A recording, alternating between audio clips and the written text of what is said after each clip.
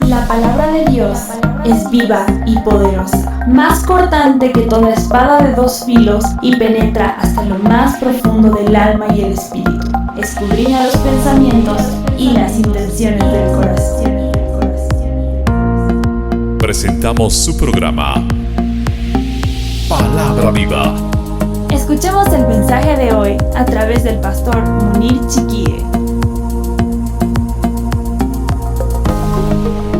Muy buenos días a todos. Gracias por seguir esta transmisión de este domingo 29 de marzo, llamado también el Día Internacional de Ayuno y Oración por la situación que estamos viviendo, por la iglesia, por nuestra nación, por nuestras vidas, por nuestras familias.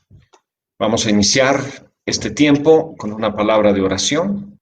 Señor, te damos gracias por este día, gracias por cada hermano, hermana, cada persona que está siguiendo esta transmisión en vivo, el mensaje de la palabra que será compartido el día de hoy.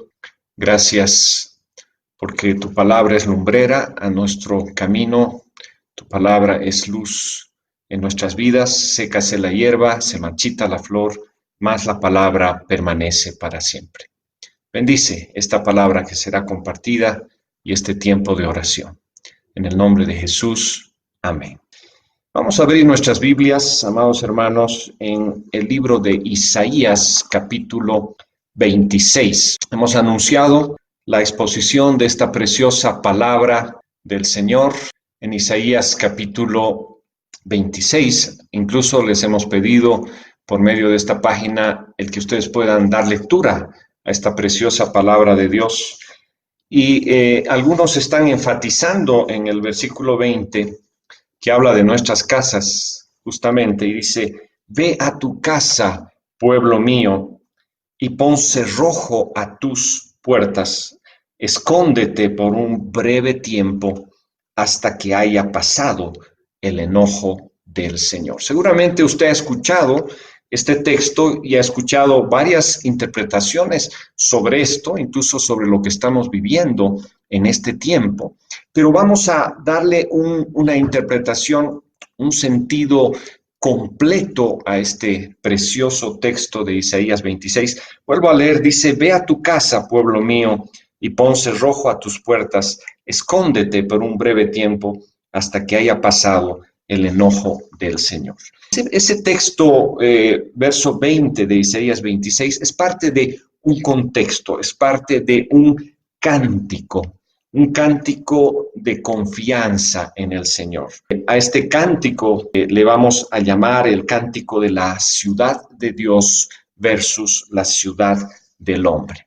Y quiero que mientras lo leo en la versión Nueva Traducción Viviente, mientras lo leo en esta versión, quisiera que usted lo escuche, que usted lo analice con su versión, la versión que usted va a leer en esta mañana, pero que sea una música, que sea en una forma de cántico. Vamos a pensar en ese cántico de voces de aflicción, de confianza, de impotencia del pueblo de Dios, mezcladas con las voces del profeta Isaías, mezcladas con las duras y también dulces palabras del Señor Todopoderoso. En este tiempo necesitamos escuchar las palabras del Señor Dios Todopoderoso, aunque éstas sean duras, pero aún así son palabras dulces, porque la palabra del Señor es alimento, la palabra del Señor es fortaleza de nuestra vida, la palabra del Señor nos lleva a corregir nuestra vida. Entonces, con esa introducción voy a dar lectura en esta versión. No es la misma versión quizás que la que estás llevando adelante o estás leyendo. En esta versión dice así el capítulo 26 de Isaías. En aquel día, todos en la tierra de Judá cantarán esta canción. Nuestra ciudad es fuerte. Estamos rodeados por las murallas de la salvación de Dios. Abran las puertas a todos los que son justos. Dejen entrar a los fieles. Tú guardarás en completa paz a todos los que confían en ti, a todos los que concentran en ti sus pensamientos. Confíen siempre en el Señor, porque el Señor Dios es la roca eterna. Él humilla a los orgullosos y derriba a la ciudad arrogante. Él la echa al polvo. Los pobres y los oprimidos la pisotean y los necesitados caminan sobre ella. Sin embargo, para los que son justos, el camino no es empinado ni accidentado. Tú eres Dios, haces lo que es justo y allanas el camino delante de ellos. Señor, mostramos nuestra confianza en ti al obedecer tus leyes. El deseo de nuestro corazón es glorificar tu nombre. Te busco durante toda la noche. En la mañana busco de todo corazón a Dios, pues solo cuando tú vengas a juzgar la tierra, la gente aprenderá lo correcto. Tu bondad con los malvados no los lleva a hacer el bien. Aunque otros hagan el bien, los malvados siguen haciendo el mal y no les importa la majestad del Señor. Oh Señor, ellos no prestan ninguna atención a tu puño levantado.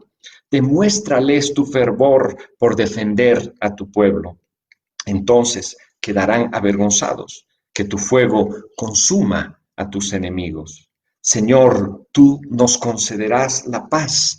En realidad, todo lo que hemos logrado viene de ti. Oh Señor, Dios nuestro, otros nos han gobernado, pero tú eres el único a quien adoramos. Aquellos a quienes servimos antes están muertos y bajo tierra. Sus espíritus difuntos nunca volverán. Tú los atacaste y destruiste, y hace tiempo que pasaron al olvido. Versículo 15. Oh Señor, tú hiciste grande nuestra nación. Así es, tú nos hiciste grandes. Tú extendiste nuestras fronteras y te damos toda la gloria. Señor, en nuestra angustia te hemos buscado. Bajo la carga de tu disciplina hemos orado. Como la mujer encinta se retuerce y grita de dolor mientras da a luz, así estábamos en tu presencia, Señor. También nosotros nos retorcemos de agonía, pero nuestros sufrimientos no resultan en nada. No le hemos dado salvación a la tierra, ni le trajimos vida al mundo. Pero los que mueren en el Señor vivirán. Sus cuerpos se levantarán otra vez.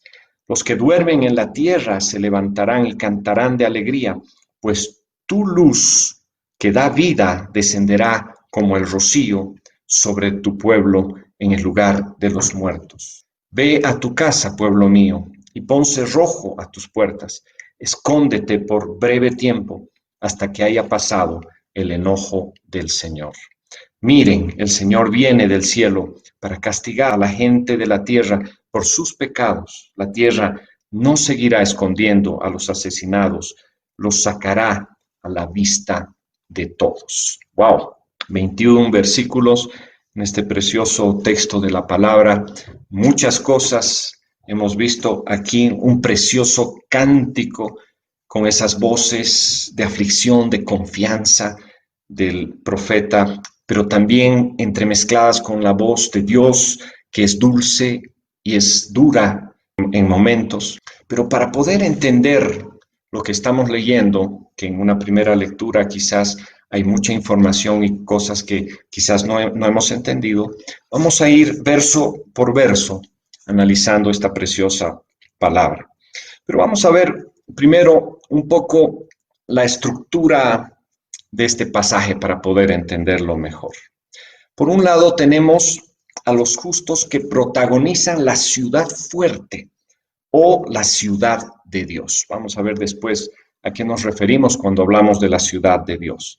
Y por otro lado están los orgullosos y malvados que protagonizan la ciudad humana, la ciudad terrenal, el sistema humano.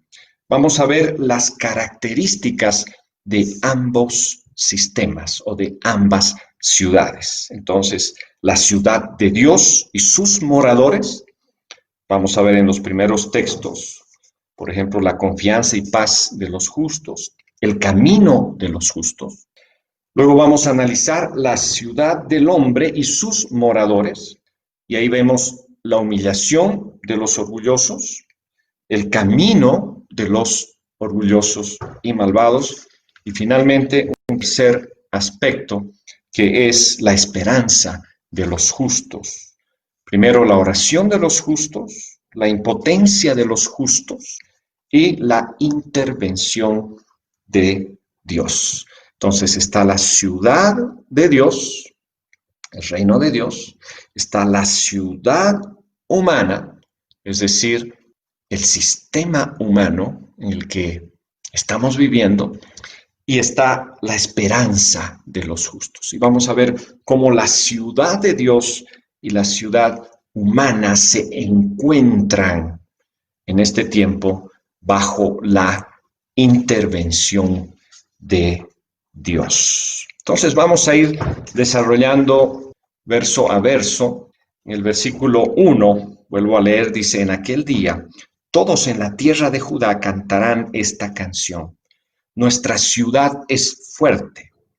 Estamos rodeados por las murallas de la salvación de Dios. Y aquí el contexto es el triunfo final del Mesías. No necesariamente el tiempo que viene después de la Nueva Jerusalén, pero está hablando del establecimiento de los principios del reino de Dios en la tierra. Nuestra ciudad es fuerte. Es interesante que después de la caída del hombre, el hombre no había conocido una ciudad de Dios.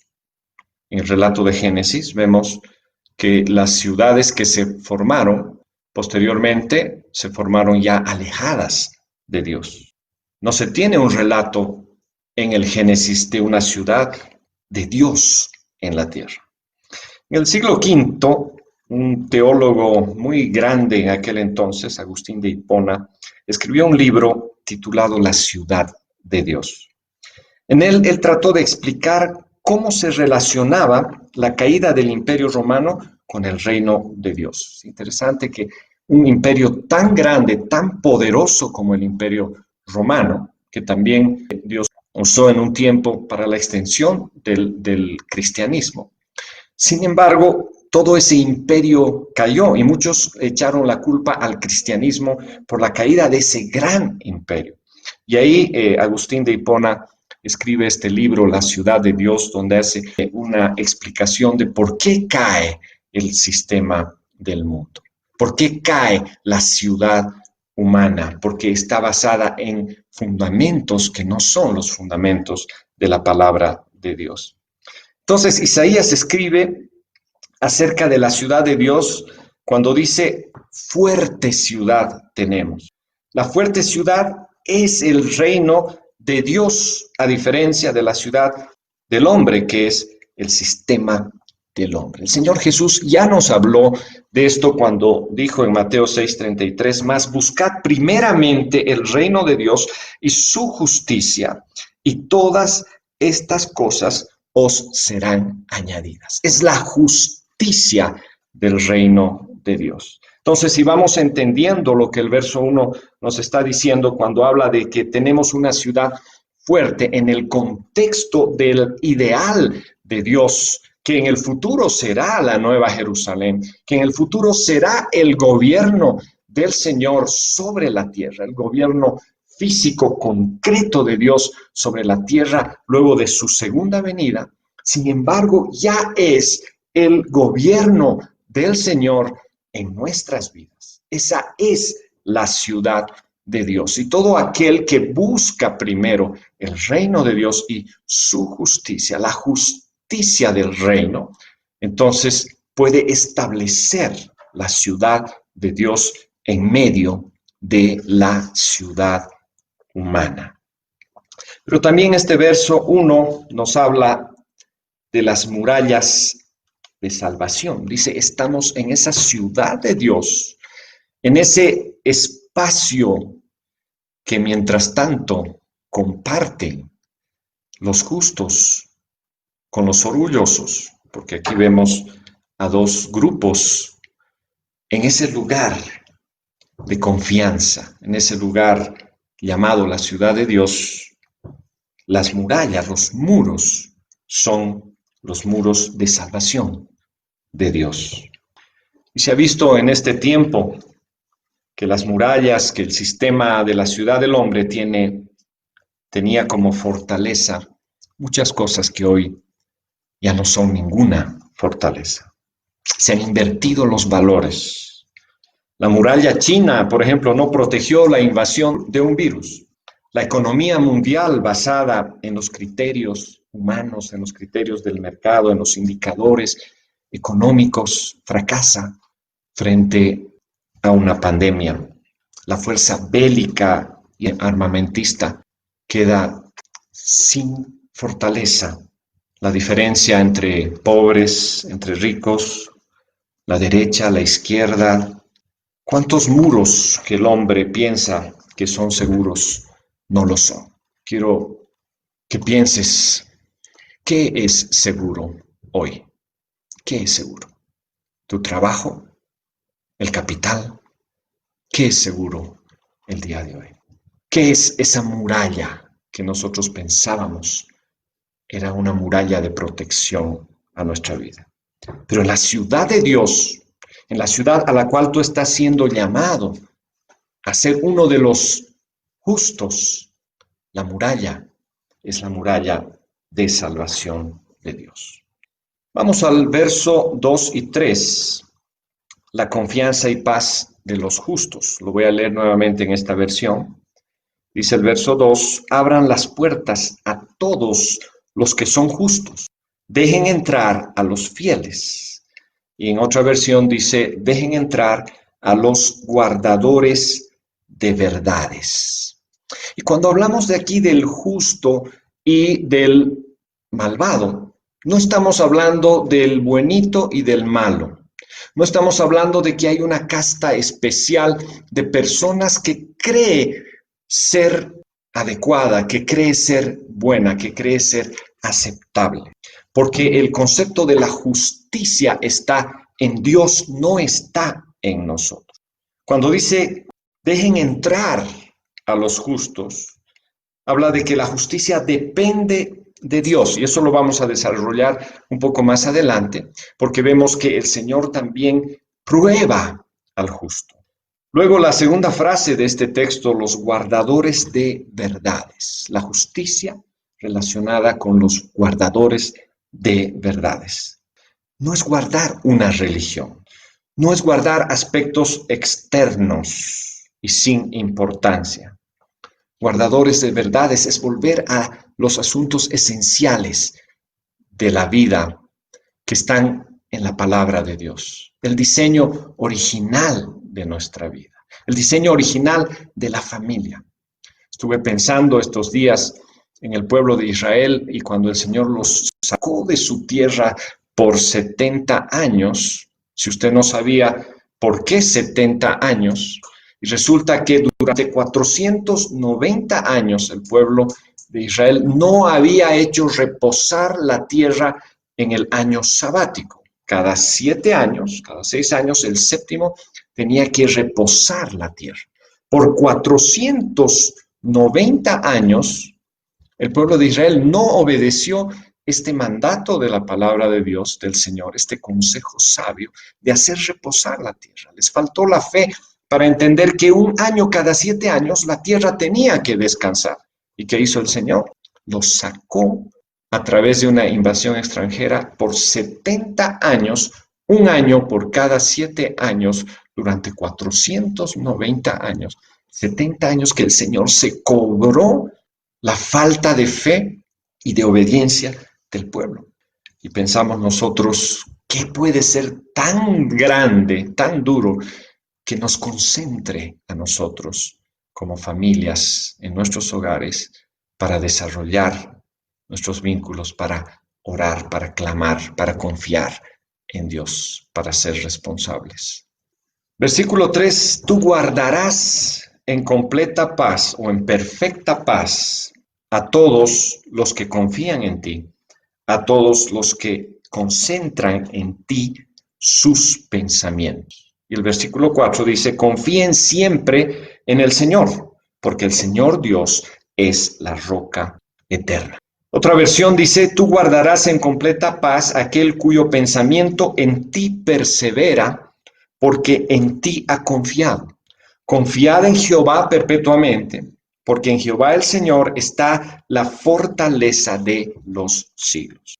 Ese término completa paz o perfecta paz es en hebreo shalom, shalom. Se repite 2 veces. La repetición comunica intensidad. Es como cuando el Señor decía, de cierto os digo, en verdad os digo. La repetición en la Biblia muestra intensidad.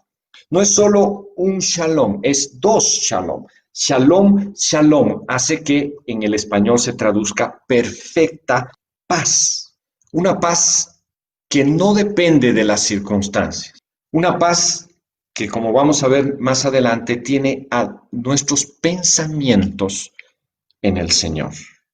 Una paz que sobrepasa todo entendimiento. Por eso el hebreo dice shalom, shalom, porque a veces nosotros tenemos una paz pasajera que depende de las circunstancias.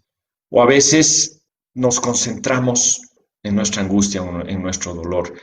Pero la paz sobre la paz, la perfecta paz, está basada en aquel, como dice el texto, cuyo pensamiento en ti persevera. Cuando mantenemos nuestra mente perseverando, manteniéndose, estableciéndose sobre el Señor, entonces podemos ser guardados en perfecta paz. El ser guardados en perfecta paz es un asunto de nuestros pensamientos. Por eso la palabra del Señor en Mateo 22:37 dice que debemos amar al Señor con toda nuestra mente y también nuestras fuerzas. La lucha está en nuestros pensamientos. Y ahora en esta crisis, en esas tensiones, en esa incertidumbre, la lucha está en nuestra mente, en nuestros pensamientos. Dicen los expertos que nosotros tenemos alrededor de 10,000 pensamientos por día.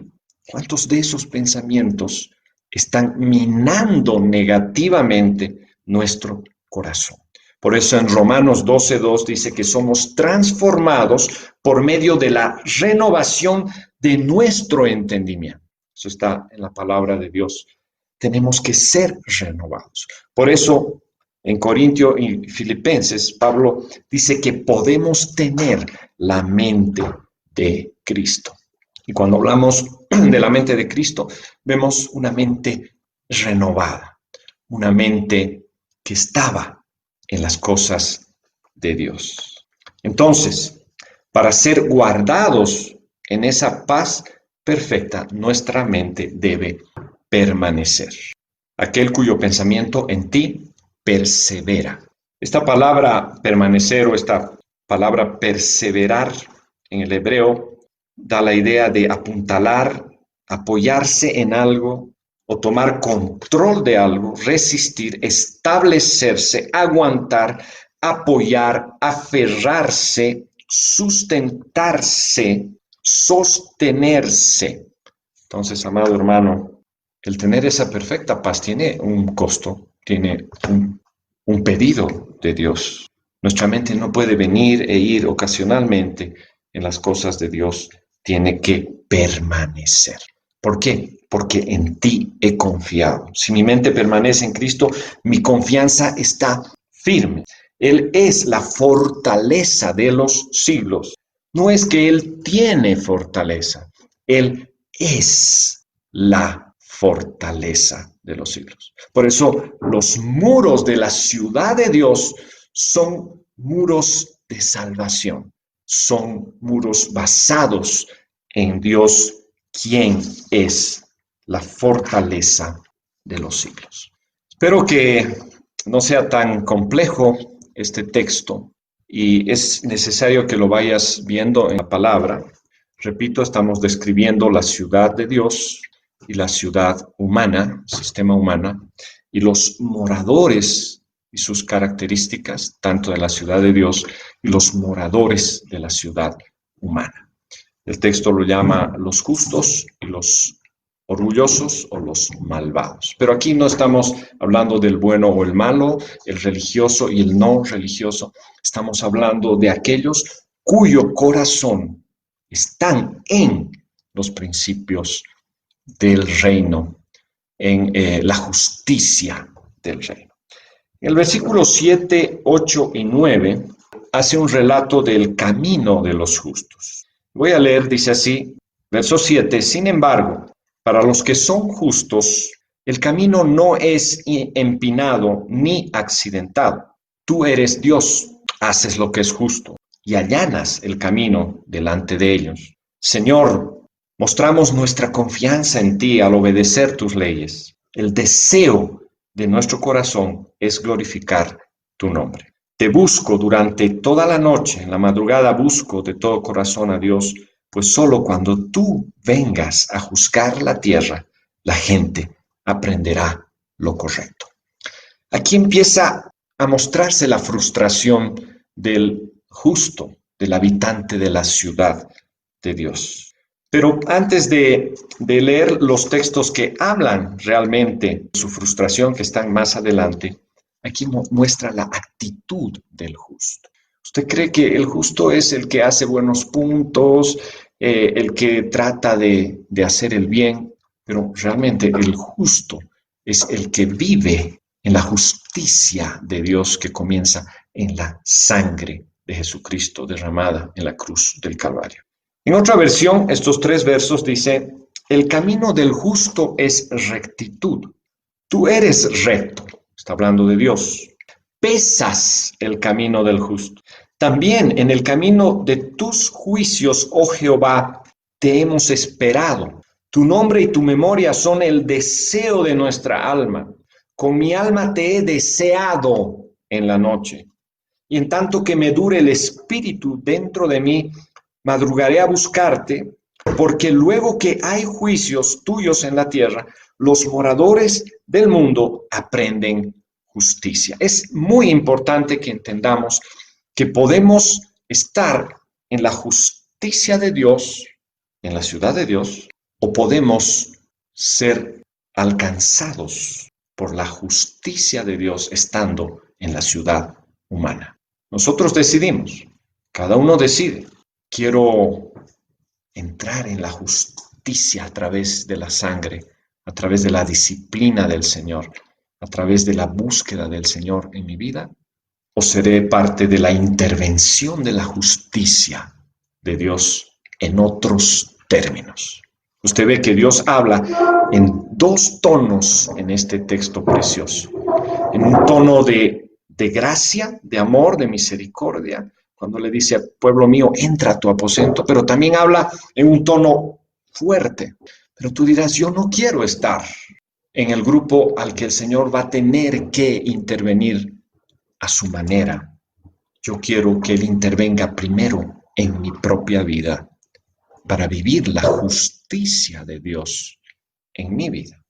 En el reino de Dios, sus justos caminan en un camino, entonces es un camino de rectitud. Es una senda, es una forma de vida, es un estilo de vida. No es la sucesión de buenas obras, no es el encuentro religioso, es un camino de rectitud. Y dice que el Señor hace a sus seguidores justos a través de una relación de fe y de confianza en Él. Entonces nosotros podemos caminar en ese camino de rectitud. Y aunque seamos torpes, dice la palabra, no nos vamos a extraviar, porque nuestra confianza es nuestra fortaleza. Y el Señor mira a sus justos, Él evalúa su camino. Al Señor le importa el camino de los justos, porque el Señor quiere caminar ese camino contigo y muchas veces cargando en los momentos más duros y difíciles. Pero también en el reino de Dios, el pueblo del reino de Dios es un pueblo que ama y es un pueblo que desea ardientemente. El deseo es demostrado en la espera, cuando dice, oh Jehová, te hemos esperado. Cuando tú deseas algo o a alguien, tú estás dispuesto a esperar y lo haces gustoso porque lo deseas. El deseo es demostrado en la búsqueda, cuando dice, con mi alma te he deseado en la noche. y en tanto que me dure el espíritu dentro de mí, madrugaré a buscarte. Cuando tú deseas algo o a alguien, lo buscas todo el tiempo, no importa la hora, si es en la madrugada y en la noche. Es el deseo de tu corazón. Es buscar a Dios de todo tu corazón. Porque Dios ha dado toda su vida por nosotros. De tal manera amó Dios al mundo que entregó a su Hijo unigénito. Lo más grande, lo más importante, la esencia de todo, el Hijo de Dios, según Colosenses. Entonces, ¿qué pide el Señor de nosotros? No pide nuestros cumplimientos algunos días de la semana. No pide simplemente que hagamos ciertas cosas, que mostremos que podemos, que somos buenos. El Señor pide nuestros corazones. Y esta crisis está llevándonos a entender que debemos abrir completamente nuestros corazones a Dios. Vamos a dejar por un momento la ciudad de Dios, la ciudad fuerte, donde moran los justos, donde dice, abran las puertas a los guardadores de verdades. Vamos a hablar un poquito de la ciudad humana, la ciudad del hombre. Estoy en los versos 5 y 6 de Isaías 26. Y en primer lugar vamos a ver la otra justicia, la justicia que no pudo trabajar el corazón, pero ahora va a trabajar la situación. Dice el verso 5, Él humilla a los orgullosos y derriba a la ciudad arrogante. Él la echa al polvo. Los pobres y los oprimidos la pisotean y los necesitados caminan sobre ella. La ciudad del hombre, este sistema mundial, no es nada para el Señor. Dice la palabra en Isaías que Él la va a derribar. ¿De qué estamos hablando cuando hablamos de la ciudad humana, la ciudad del hombre, de ese sistema que empezó desde Génesis y va a ser finalmente destruido en Apocalipsis? Cuando se habla de la Babilonia, cuando se habla de la gran ramera, está hablando de ese sistema humano que se ha ido forjando y levantando bajo principios humanos desde que el hombre se alejó de Dios. Se trata acerca de ese poder, de ese prestigio, muchas veces de la arrogancia, el poder de los más fuertes sobre los más débiles. Pero quiero decirles a través de esta transmisión que el Señor cambia los papeles. Cuando habla de esta ciudad, dice, hasta los afligidos y los menesterosos la van a pisar, la van a pisotear, la van a hollar. Y el Señor ya lo había expresado en Mateo 5, en este famoso Sermón del Monte, donde dice que busquemos el reino de Dios y su justicia primero, donde pone las bases de esta ciudad de Dios. Y dice, bienaventurados los mansos, porque ellos recibirán la tierra por heredad. ¡Wow! Y aquí estamos empezando a juntar, estamos empezando a establecer otros fundamentos de esta ciudad humana para volverla una ciudad de Dios, donde los mansos la van a heredar. Ya no los poderosos, ya no los que tienen el poder, la fuerza, sino los mansos. Está hablando de una característica relacional, una característica del corazón. Por eso en Mateo 20, 25 al 28, el Señor Jesús dice, llamándolos, dijo, sabéis que los gobernantes de las naciones se enseñorean de ellas, y los que son grandes ejercen sobre ellas potestad, mas entre vosotros no será así, sino que el que quiera hacerse grande entre vosotros será vuestro servidor, y el que quiera ser el primero entre vosotros será vuestro siervo. Se cambian las cosas, se colocan nuevos fundamentos a nuestras relaciones humanas, a nuestra forma de ver el mundo, a nuestra forma de ver la economía, la ciencia, las relaciones entre nosotros. Porque dice, el que quiera ser el primero será vuestro siervo, como el Hijo del Hombre no vino para ser servido, sino para servir y para dar su vida en rescate por muchos. Pero seguimos hablando de esta ciudad humana. Voy a leer los versos 10 y 11. Dice el verso 10, tu bondad con los malvados no los lleva a hacer el bien. Qué triste, qué triste. Aunque otros hagan el bien, los malvados siguen haciendo el mal y no les importa la majestad del Señor. Qué triste este pasaje. Dios ha mostrado su poder, Dios ha mostrado su majestad. Solo tenemos que mirar, levantar los ojos y ver los montes y los cielos para entender que hay un ser todopoderoso. Solo tenemos que ver el diseño microscópico de cada célula para entender a un poderoso diseñador, a alguien que su bondad la muestra cada día en el entrar, en el salir. Pero dice este texto de la palabra, y es tan cierto, y es como estar leyendo el periódico de hoy en día, tu bondad no los lleva a hacer el bien. Siguen haciendo mal y no les importa la majestad del Señor. Versículo 11, oh Señor, ellos no prestan ninguna atención a tu puño levantado. Demuéstrales tu fervor por defender a tu. Pero aquí el defender a tu pueblo es defender la ciudad que tiene fundamentos, cuyo arquitecto y constructor es Dios. No se trata de defender a unos sobre otros. Entonces quedarán avergonzados, dice la palabra del Señor. Vamos a la tercera parte de este mensaje y vamos a hablar de la esperanza. Ya hemos desarrollado los fundamentos de la ciudad de Dios y sus moradores, la actitud que tienen, y los fundamentos de la ciudad humana, sus moradores y la actitud que tienen. Versículo 12 al 15 encontramos la oración de los justos. Dice el versículo 12, Señor, tú nos concederás la paz. En realidad, todo lo que hemos logrado viene de ti. Y aquí empieza a empalmar la justicia de los justos a la obra de Dios, que no depende, su efecto no depende de la capacidad humana.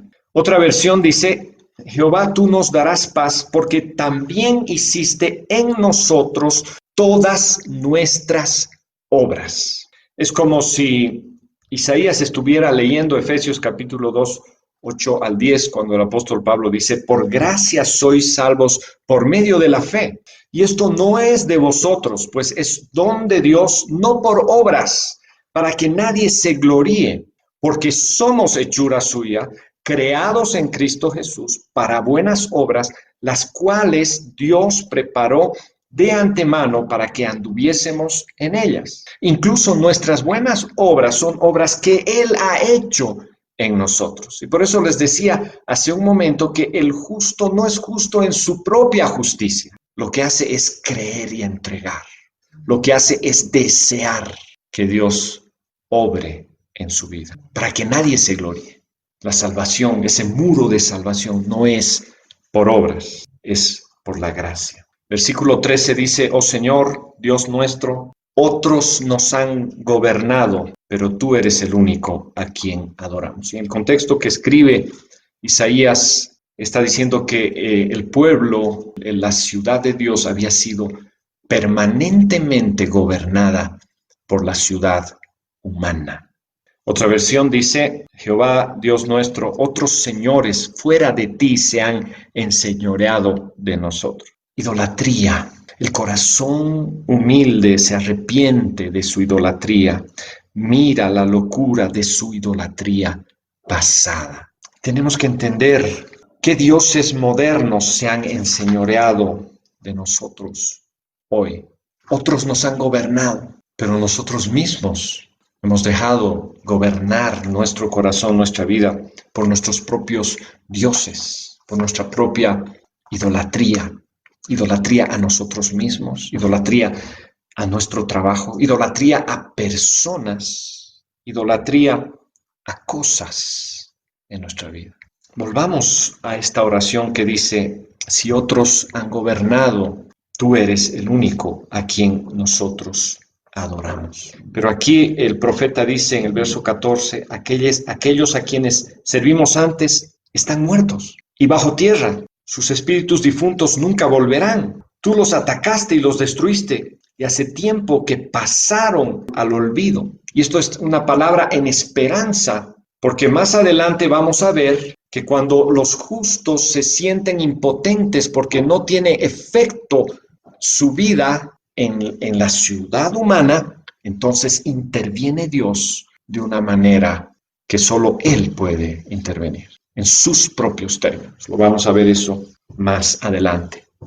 Pero en el versículo 15 sigue esa oración de esperanza y dice: Señor, tú hiciste grande nuestra nación. Así es, tú nos hiciste grandes. Tú extendiste nuestras fronteras y te damos toda la gloria. Y aquí el justo está mirando que después de la intervención de Dios en la ciudad humana, el reino de Dios, la justicia del reino, esa nación fuerte, esa nación donde entra el justo, el guardador de verdades, esa nación que está siendo morada por los moradores de la ciudad humana también, crece. Esa nación se vuelve fuerte. Esa nación se vuelve una bendición. El reino de Dios establecido por la gente justa va a ser un reino de crecimiento. Va a ser como la levadura que leuda toda la masa. Y eso es lo que creemos. Pero antes de cantar victoria y antes de soñar, tenemos que entender algo más: la impotencia de los justos. Verso 16 dice: Señor, en nuestra angustia te hemos buscado, bajo la carga de tu disciplina hemos orado. El versículo 17: como la mujer encinta se retuerce y grita de dolor mientras da a luz, así estábamos en tu presencia, Señor. También nosotros nos retorcemos de agonía, pero nuestros sufrimientos no resultan en nada. No le hemos dado salvación a la tierra, ni le trajimos vida al mundo. En otra versión, esa parte dice: como la mujer encinta cuando se acerca el alumbramiento gime y da gritos en sus dolores, así hemos sido delante de ti, oh Señor. Concebimos, tuvimos dolores de parto, dimos a luz bien. ¿Por qué llamo la impotencia de los justos? Porque pese a que los justos han buscado, se han angustiado, han estado en la disciplina del Señor. Otra característica del ciudadano de la ciudad de Dios es que se somete a la disciplina de Dios, porque Dios al que ama disciplina, al que toma por hijo lo disciplina. Entonces usted dice: aquellos son los religiosos, los buenitos, que tienen una forma de vida. No, el Hijo de Dios, el que entra en intimidad con Dios, el que anhela la presencia de Dios, el que entiende quién es Dios, también se somete a la disciplina del Señor, porque la justicia de Dios empieza en sí mismo, pero es como una vacuna que lo va a proteger en el momento de la segunda disciplina y angustia que vendrá y que viene sobre la humanidad. Someterse a la disciplina. Pero dice que aún en el dolor, aún en la angustia, no cambiamos al mundo. Muchas veces nosotros como iglesia del Señor, llamados a anunciar las virtudes de aquel que nos llamó de las tinieblas a su luz admirable, muchas veces nos sentimos como se siente el pueblo en este texto, impotentes, porque vemos que las cosas no cambian, porque vemos que el mundo sigue avanzando en sus valores antivida, en sus valores de lucha frontal en contra de las cosas de Dios. Nos sentimos muchas veces frustrados, arrinconados y en algunos lugares hasta perseguidos. Y es ahí, amados hermanos, cuando viene la intervención de Dios. Por eso, en el verso 20 y 21, la última parte de este precioso capítulo, el Señor le dice: ve a tu casa, pueblo mío, pon cerrojo a tus puertas. En otra versión dice: escóndete por un tiempo, escóndete por un breve tiempo, hasta que haya pasado la indignación, el enojo del Señor. Y termina diciendo: miren, el Señor viene del cielo para castigar a la gente de la tierra por sus pecados. La tierra no seguirá escondiendo a los asesinados, los sacará a la vista de todos. Y en otra versión dice: anda, pueblo mío, entra en tus aposentos, cierra tras ti tus puertas, escóndete un poquito, por un momento, en tanto que pasa la indignación. Porque he aquí que Jehová sale de su lugar para castigar al morador de la tierra por su maldad contra él. Y la tierra descubrirá la sangre derramada sobre ella y no encubrirá ya más a sus muertos. O sea, ya no habrá más impunidad. Ya no habrá más sangre derramada que siga clamando por justicia. Y aquí tenemos que entender que Dios ha puesto a su iglesia para ser sal y luz a las naciones. Dios ha puesto a su iglesia para orar, para anunciar las virtudes de aquel que nos llamó de las tinieblas a su luz admirable. Dios usa a su iglesia para hablar, para modelar, para mostrar el amor de Dios, para ser el Señor Jesús en la tierra, el cuerpo del Señor, que no solo enseña, sino que muestra que hay un Dios todopoderoso. Y aún así, las cosas no cambian. Aún así, el corazón del hombre, de la ciudad humana, sigue su camino. Y es ahí donde la intervención de Dios viene a ser la única solución de poner orden, de volver las cosas a su lugar. Y es ahí, en ese contexto, en el que la palabra dice que entres en tu aposento, cierra tus puertas, porque va a pasar la indignación del Señor. Y ese concepto es tan grande, el día del Señor, el día de Jehová. No son fábulas que hablamos. Cuando abrimos el Apocalipsis, cuando abrimos las profecías en Daniel, en el Antiguo Testamento, cuando vemos la palabra profética desde Génesis hasta su pleno cumplimiento en Apocalipsis, y vemos que las cosas se habían anunciado previamente y se fueron cumpliendo al pie de la letra, y vemos en estos últimos tiempos que está a punto de cerrarse el telón, que el Señor está próximo a venir a esta tierra. Es cuando el Señor mismo va a tomar la justicia por su mano. Termino orando y preguntando, ¿cuántos de ustedes quieren ser los ciudadanos justos que invitan a Dios a ordenar sus vidas aquí, ahora? Que invitan a Dios a transformar su pensamiento, su mentalidad. Que invitan a Dios a conocer su palabra. ¿O queremos ser de los ciudadanos que, a pesar del amor de Dios, a pesar de la obra de Dios, de la intervención de Dios, cerramos nuestros corazones? A quienes también va a llegar un día la justicia, pero la justicia de otra manera. Oremos. Señor, gracias por esta preciosa palabra tan vigente para nuestros días. Isaías capítulo 26, que tiene palabras de esperanza, tiene palabras duras también para nuestra vida, para la circunstancia que estamos viviendo.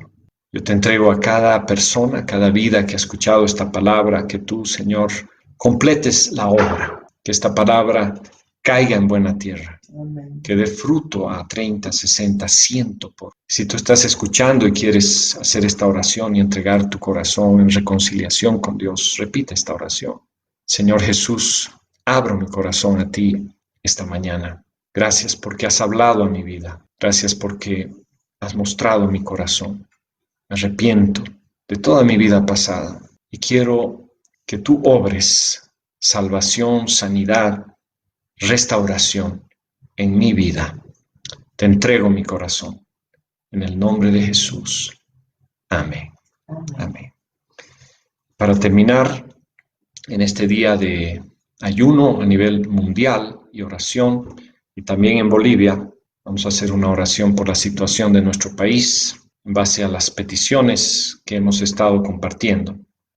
Oremos. Señor, gracias porque tú eres el Señor gobernante, soberano, no solo de nuestra vida, de nuestra familia, pero también de tu iglesia, pero también de nuestra nación. Gracias porque tú permites cosas, pero gracias también porque tú limitas cosas, porque tú pones un alto, porque tu misericordia es eterna. Gracias porque has hablado también a nuestros corazones en esta mañana.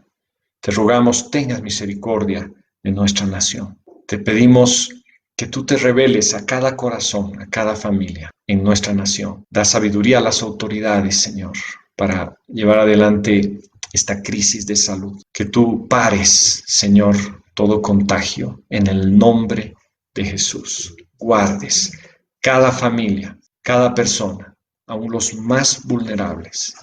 Seas tú, Señor, su fortaleza, su bendición. Gracias por este día.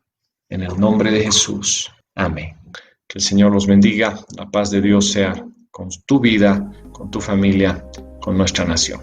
Que Dios los bendiga. Si este mensaje ha sido de ayuda para tu vida, compártelo y déjanos tu comentario. También puedes escribirnos a la dirección que te aparecerá a continuación.